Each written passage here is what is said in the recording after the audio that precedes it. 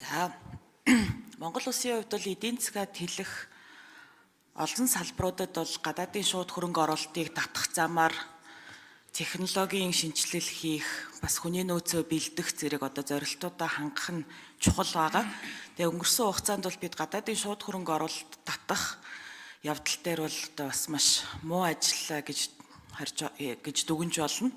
За оюут толгойн гэрээ манай бас улсын хувьд бол маш том юм гэрээ байсан. За оюут толгойн гэрээ 2009 онд байгуулагдсан цагаас хойш бол 15 жил өнгөрж байна те. Тухайн үед ингээ 30 жилийн гэрээ байгуулж байна гэж бид нар ямар урт хугацаа вэ гэж ярьж ирсэн. Одоо үсээ тал нь өнгөрцөн байж байна.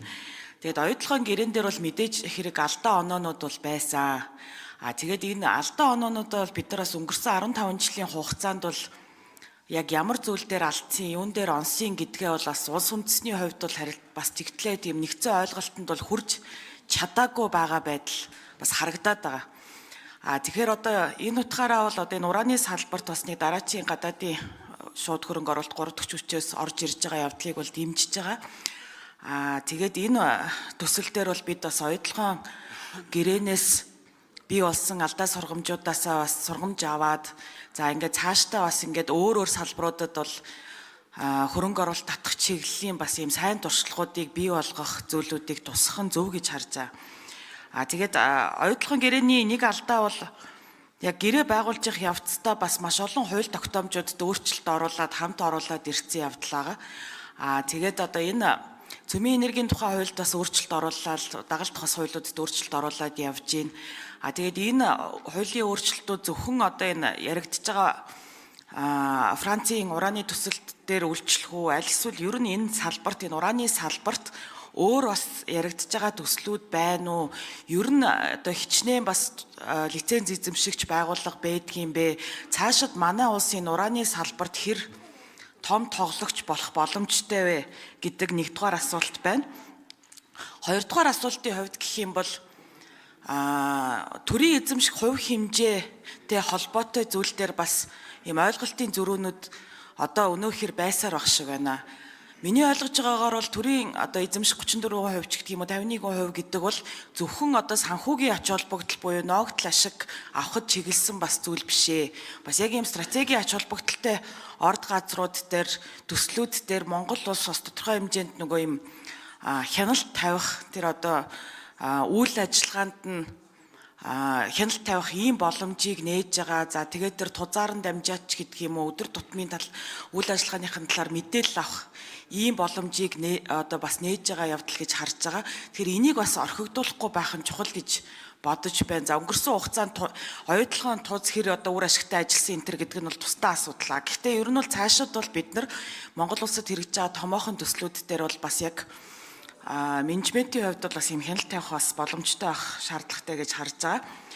За 3 дугаар асуулт нь юу вэ гэхлээр Монгол улс бол нэгдсэн үндэсний байгууллагын хүрээнд олон улсын хамтын нийгэмлэгийн хүрээнд цөмийн зэвсэггүй улс орон гэдэг статусаараа бол бас маш их бахархаж ингэж ажилтгаа. За хувь санаачлагчийн илтгэл дээр болохоор юм цөмийн эрчим хүчний асуудал хүртэл яригдаад байгаа. Тэгэхээр бол эхний ээлжинд бол бид бол уран олборлох асуудлыг бол ярьж байгаа гэж ойлгож байгаа. Тэгээд ер нь цаашдаа бол энэ цөмийн эрчим хүчтэй холбоотой гэдэг юм уу ингээд цаашдын асуудлууд дээр манай хууль тогтоомжийн хүрээнд үзэл баримтлалын хүрээнд ер нь ямар зорилтууд дэвшүүлсэн байдгийг юм бэ? Энийг бол юу гэж харж байгаа юм бэ гэсэн ийм асуулт байна.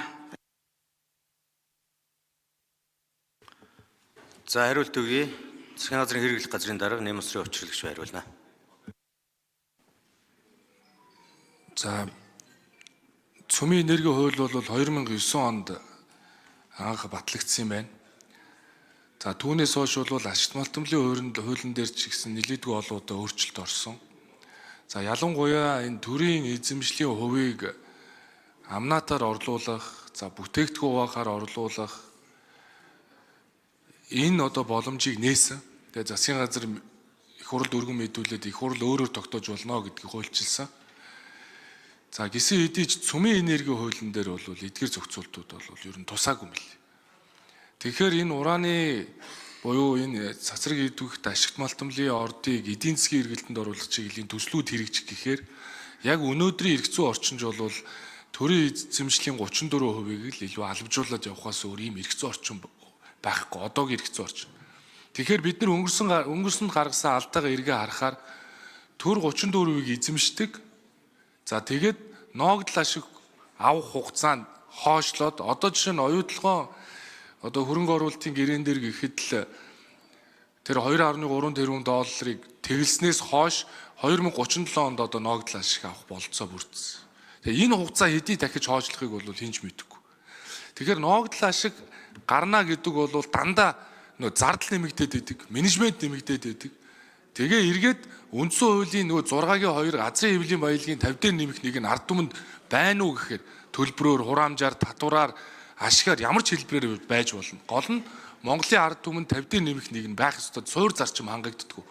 Тэгэхээр бид нар хэлбэрийг ямар ч хэлбэрээр хийж болохыг нь хуулиараа нээж өгөөд тухайн хөрөнгө оруулалтын гэрээ төсөл бүр дээр өөр одоо зохицуултуудыг хийгээд тэр хөрөнгө оруулалтын гэрээгээ их хурлаар батлуулаад үнэхээр тэр төрийн эзэмшлийн хувийг амнаатаар байна уу, бүтээгдэхүүн хуваахаар байна уу, орлуулах гэж байгаа бол их хурл түүнийг шийдээд явдаг юм эрх зүйн орчингоо бүрдүүлээ гэдэг зорилгоор энэ удаа цөмийн энергийн хуулийг өнөөдөр хүчин төгөлдөр мөржиж байгаа ашигт малтамлын хууль өнгөрсөн парламентэд батлагдсан үндэсний баялагын сангийн хуультай нийцүүлж байгаа.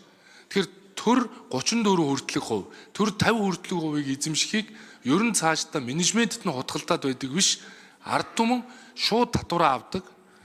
Тэгээд түүний ноогдол ашигыг нь хүртдэг.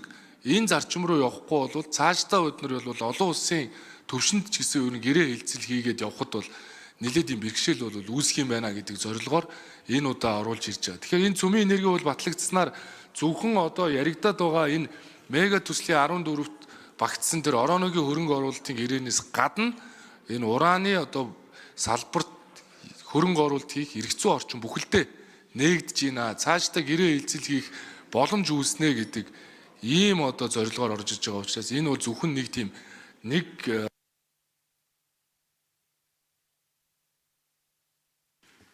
За учрал сайд гүйцээж хариулъя. Тэгээ энэ бол зөвхөн одоо нэг хөрөнгө оруулалтын гэрээтэй холбоотой харилцааг зохицуулахгүй.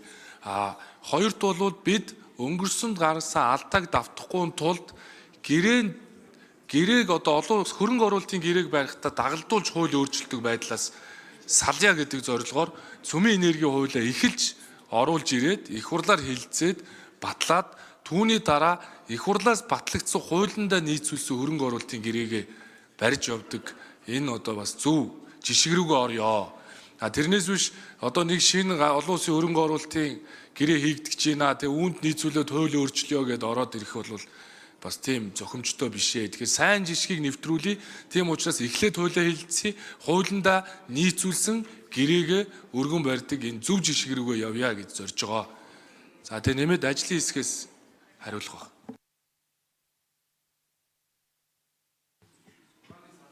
За ажлын хэсгийн 4-р микрофон Шинжээч Тэгш хоёр.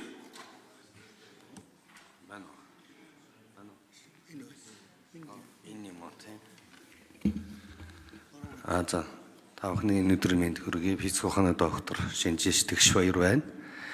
Жаргалан гишүүний асуултын сүүлийн хэсэгт хариулъя. Монгол улс олон нэгдсэн байгууллага аюулгүй зөвлөлийн байнгын одоо 5 гишүүн оронтой болол энэ ураны салбарт хамтарч ажиллах нь бол стратегид ач холбогдолтой. Дээрээс нь бол цөмийн зэвсгийн хувьд бол одоо цөмийн зэвсэхгүй ус гэдгээрээ Монгол улс бахархдаг шилж ин тэр бол үнэн. Яагаад гэвэл тусгаар тогтол аюулгүй байдлаа үндэсний аюулгүй байдлын үзэл баримталт бол дипломат ярилцлагын шугамар хамгаалах ёстой гэж заасан энэ хүрээнд бол цөмийн зэвсэхгүй усыг бол одоо зэвсэхгүй ус гэдэг нэгдсэн байгууллагаас бол баталгаажуулсан байдаг. Цаашлаад бол нэгдсэн байгууллага аюулгүй зөвлөлийн байнгын 5 гишүүн оронтой энэ урааны салбарт хамтарч ажиллах нь бас